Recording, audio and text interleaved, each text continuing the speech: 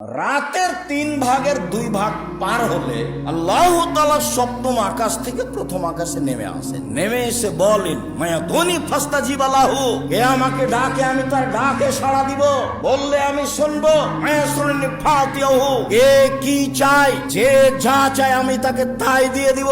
ওয়া আলা কুল্লি শাইইন কাদির, তিনি সর্বশক্তিমান, সবকিছু করতে পারে। কে গাড়ি বাড়ি চায়, কে জমি জায়গা চায়, কে ছেলে মেয়ে চায়, কে বিপদ থেকে বাঁচতে চাই, যে যা চায় আমি তাকে সেটাই করে দেব।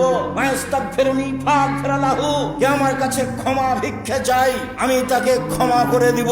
রাতের 3 ভাগের 2 ভাগ পার হওয়ার পরে আল্লাহ তাআলা সপ্তম আকাশ থেকে প্রথম আকাশে নেমে এই কথা বলতে থাকেন। আর আমি দুর্ভাগ্য ব্যক্তি, রাত 2টায় টিভি বন্ধ করেছি, মোবাইল তো আছে আল্লাহর রাস্তায়। আপনি বাড়ির গার্জেন, বাড়িতে একবারে ধরে মেরে যে কারফিউ জারি আছে, কি 10টা 10:30টায় ঘুমাতে হবে। ব্যবসা বাণিজ্যের লোকেরা হিসাব নিসাব করে না 11টায় ঘুমাল। একবারে জরুরি ভাবে যারা পড়াশোনা করছে এ ব্যতীত যে কোনো মূল্যে ছেলে মেয়ে রাত 10টা পরে ঘুমিয়ে যাবে, এটা আপনাকে শক্তভাবে পদক্ষেপ নিতে হবে। একরাহুল কালামা বাদালে সাহেব, এশার সালাতের পরে আল্লাহর নবী কথা বলা ঘৃণা করতেন। একরাহুল নাওমা কাবলার এশায়, এশার সালাতের পূর্বে আল্লাহ রাসূল ঘুমিয়ে যাওয়া ঘৃণা করতেন। এশার সালাতের পূর্বে ঘুমিয়ে যাওয়া ঘৃণা করতেন, এশার সালাতের পরে কথা বলা ঘৃণা করতেন।